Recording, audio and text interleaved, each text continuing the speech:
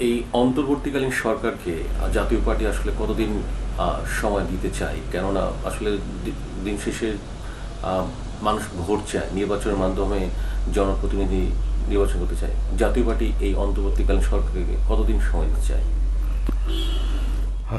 অন্তর্বর্তীকালীন সময় সরকারকে আমি কোনো ডেফিনিট টাইম বেঁধে দিতে চাই না। তার কারণ হলো, আমি মনে করি এনারা যে প্রত্যাশা নিয়ে প্রত্যাশা পূরণ করার কথা বলে এসছেন, এটা যদি ওরা সঠিক পথে পূরণের দিকে যান বেশ সময় লাগতে পারে। আমি মনে করি এটা 2 বছরের বেশি লাগতে পারে। আগে এটা হওয়ার কথা নয়, এটা আমার ব্যক্তিগত অ্যাসেসমেন্ট। ওনারা খুব দ্রুত করলেও এর আগে করতে পারবেন না। আরেকটা জিনিস আমি এখানে বলতে চাই, যেটা হয়তো অনেকে অনেক সময় খেয়াল করেন না, অনেকে অনেক সময় চিন্তাও করেননি। আমরা কিন্তু নির্বাচন চাই ঠিকই, এবং নির্বাচনের পর একটা নির্বাচিত সরকারও পাই আমরা। কিন্তু আমরা যে কোনোভাবে হোক, আমাদের রাজনীতিবিদরা বা শীর্ষ পর্যায়ে যারা নেতা নেত্রী ছিলেন, এনারা কিন্তু এই সংবিধান যেটার মোতাবেক দেশ চলবে, সর্বোচ্চ আইন, এটাকে এমনভাবে গঠন করেছেন যে যেই সরকার চালাতে যাক তাকে 100% মানে স্বৈরতান্ত্রিকভাবে চালানোর সুযোগ দেওয়া হয়। 100% স্বৈরতান্ত্রিক একটা, এই কথাটা মনে রাখতে হবে যে আমাদের দেশে এই কারণেই, এটা অনেকেই খেয়াল করেননি, এই কারণেই যেগুলো নির্বাচিত সরকার তারা জনগণের ম্যান্ডেট নিয়ে যান এবং জনগণের তাদের বড় দল থাকে এবং তারা শক্তিশালীভাবে দেশ পরিচালনা করার কাজে অগ্রসর হন। কিন্তু বেশিরভাগ ক্ষেত্রেই দেখা গেছে সংবিধানের এত সুযোগ সুবিধার কারণে তারা সবাই স্বৈরতান্ত্রিকভাবে দেশ চালানোর দিকে চলে যান। তারা কি এটাকে আর সংশোধন করার চেষ্টা করেন না, বরং সংশোধন করে আরও স্বৈরতান্ত্রিকভাবে এটাকে বেশি স্বৈরতান্ত্রিক করার চেষ্টা করেছেন। এটা আমরা অতীতের হিস্ট্রিতে দেখেছি।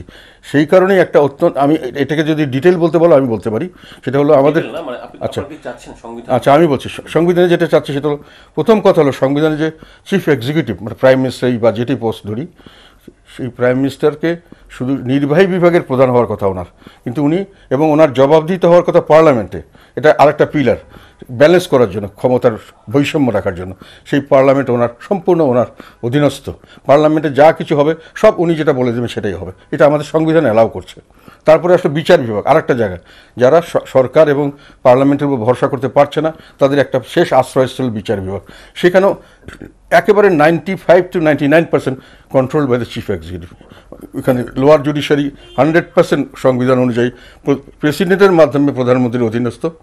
হায়ার জুডিশিয়ারির সমস্ত অ্যাপয়েন্টমেন্ট প্রেসিডেন্টের মাধ্যমে প্রধানমন্ত্রীর হাতে ন্যস্ত।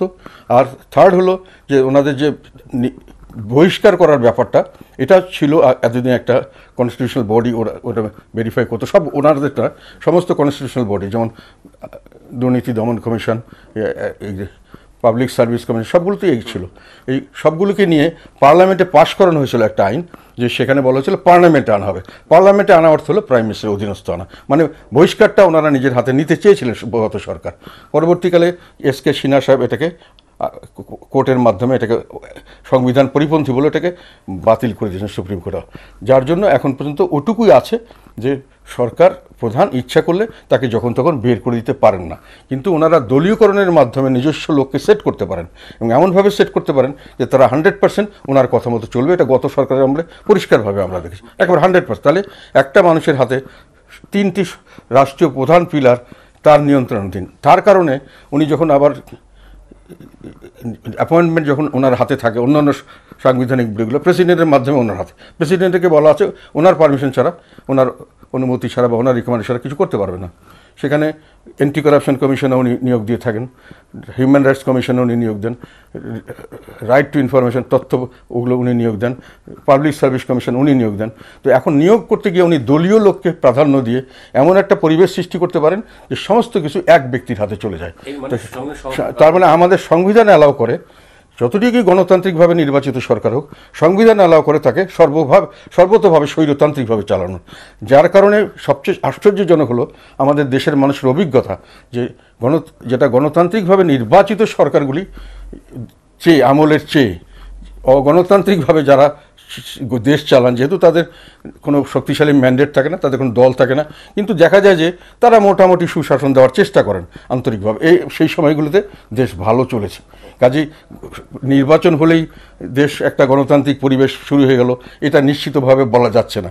আমাদের সংবিধান এটা অ্যালাউ করে স্বৈরতান্ত্রিকভাবে চালানোর, এবং ওনারা বেশিরভাগ সময় আমরা দেখেছি অতীতে স্বৈরতান্ত্রিকভাবেই চলেছে। সে কোনো সরকার 90-এর পরের থেকেগুলো আমি দেখেছি, এর আগে আমি রাজনীতিতে ছিলাম না, যে কোনো সরকার নির্বাচিত হন গণতান্ত্রিকভাবে, যেভাবেই নির্বাচিত হন, কিন্তু চালানোর সময় সব সরকারই কম বেশি স্বৈরতান্ত্রিক ছিলেন, কেউ বেশি কেউ কম। এবং গত সরকারের আমলে এটা একেবারে সর্বোচ্চ পর্যায়ে চলে গেছিল।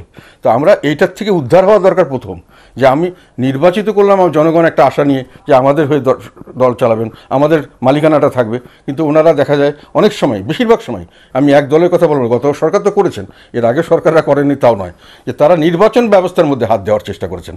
যে তত্ত্বাবধায়ক সরকার একবার বাতিল করে দিয়েছিলেন, বিএনপিও করেছিলেন একবার, এই 15ই ফেব্রুয়ারি নির্বাচন তত্ত্বাবধায়ক সরকার ছাড়া করার চেষ্টা করেছে। তখন কিন্তু আওয়ামী লীগ, আমরা জামাত ইসলাম এটার বিরুদ্ধে অবস্থান নিয়েছিলাম। পরবর্তীকালে এটা বাতিল করে আবার একটা 7ম সংসদ হয়েছে তত্ত্বাবধায়ক সরকারের অধীনে।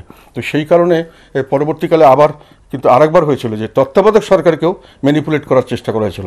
সেটা হলো 7ম সংসদের পরে 2001-এর পরে যে 111 আসলো, তখন একটা জনমত সৃষ্টি হলো যে তত্ত্বাবধায়ক সরকারের লোকরা তৎকালীন বিএনপি সরকারের কথা মতো কাজ করে। তারপরে আমি বলতে চাচ্ছি যে এই যে সিস্টেমগুলো বেশিরভাগ সময় সরকাররা, একটা হলো স্বৈরতান্ত্রিকভাবে চালান, আর 2 নম্বর হলো ভালো কাজ করে জনগণের ম্যান্ডেট নিয়ে আসার চেয়ে নির্বাচন ব্যবস্থাকে পরিবর্তন করে ক্ষমতায় আসার চেষ্টা করেন। এই জন্য নির্বাচন দিয়ে দিলাম, আর একটা ইলেক্টেড গভর্নমেন্ট আসলো, ফলে দেশে একেবারে সব কিছু গণতান্ত্রিক হয়ে গেল, পরবর্তীকালে দেশ সঠিকভাবে চলবে এমন নিশ্চিতভাবে বলা যাচ্ছে না, ইতিহাস এটা বলে না। ফলে আমরা চাই যে এই সিস্টেমগুলোকে আগে ঠিক করা হোক, তার জন্য যতদিন সময় লাগে আমি মনে করি ততদিন দেওয়া উচিত। আমি এনাদের উপর আমার আস্থা আছে, এনারা একটা কথা হলো দক্ষ, এবং এনারা যথেষ্টভাবে আমি মনে করি জ্ঞানী মানুষ এবং নির্লোভ মানুষ। এটা বড় কথা হলো নির্লোভ। যে চিফ আছেন আমাদের ডাক্তার ইউনূসকে, বিশ্বব্যাপী ওনার খ্যাতি আছে, উনি দক্ষ মানুষ। নাহলে নোবেল লরেট তো প্রতি বছর 5-7 জন করে হয়, কিন্তু ওনার মতো এত সেলিব্রিটি নোবেল লরেট আমরা দেখিনি। উনি যেটাই কাজে হাত দিয়েছেন ভালো করেছেন। আর ওনার নির্লোভ এই জন্য বলছি যে ওনার পয়সা করির কোনো দরকারও নেই, লোভ আমরা দেখিনি। ক্ষমতার জন্য আগেও ওনাকে ক্ষমতার অফার করা হয়েছিল, আমরা বিভিন্ন লেভেলে শুনেছি, উনি নেননি, ফলে উনি নির্লোভ। তো নির্লোভ লোক, a man is known by the company he keeps, এই কথাটা আর একটা সবসময় মনে রাখতে হবে যে birds of the same feather flock together. একটা ভালো মানুষ তার চারপাশে ভালো মানুষ রাখবে, আবার তারা তার পাশে ভালো মানুষ রাখবে, এইভাবে একটা ভালো মানুষের একটা স্ট্রাকচার তৈরি হয়। এবং ওটা আমি আশা করছি যে ওনাদের মধ্যে এই ধরনের একটা টেন্ডেন্সি আমি দেখছি, ভালো মানুষ দিয়ে ওনারা করতে চাচ্ছেন।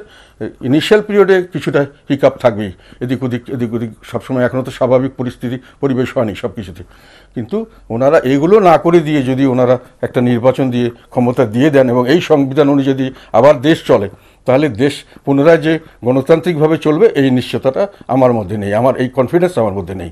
এটা চেঞ্জ করতে হবে কোনো না কোনোভাবে। এই কারণে এই অন্তর্বর্তীকালীন সরকার এই সংস্কারগুলো করার জন্য যতদিন পারে করবে, এই জন্য ওই সময়টা দিতে চাই। আমি চাই যে পরবর্তীকালে যদি আমরা সত্যিকার অর্থে গণতান্ত্রিক সরকার চাই, তাহলে শুধু নির্বাচন একমাত্র বিষয় নয়, এবং সেটার জন্য টাইম ফ্রেম আমি বেঁধে দিতে চাই না। এই জন্য যে আমি দেখতে চাই যে ওনারা ওই পথে অগ্রসর হচ্ছেন সিনসিয়ারলি, এবং যদি ওনারা ওই পথে থাকেন তাহলে ওনাদেরকে আমি শেষ করা পর্যন্ত টাইম দিব। আর যদি কোনো সময় দেখা যায় যে কোনো কারণে কোনো ব্যাপারটা ওরকমভাবে যাচ্ছে না, হয়তো জনগণের মধ্যে একটা অস্থিরতা দেখাচ্ছে যে ওনারা আসল কাজ ছেড়ে অন্য কাজ করছেন, যেটা আমি মনে করি এরকম হবে না, তাহলে হয়তো সেই ব্যাপারে আমাদেরকে পদক্ষেপ নিতে হবে। তখন সব রাজনৈতিক দলরা যেভাবে চাইবেন আমরা সেভাবে চেষ্টা করব তখন। তবে সবচেয়ে বড় কথা, আমি আবার বলছি, নির্বাচিত সরকার হলেই গণতান্ত্রিক সরকার হয় না। এটা আমরা অতীতে অনেকবার প্রমাণ পেয়েছি।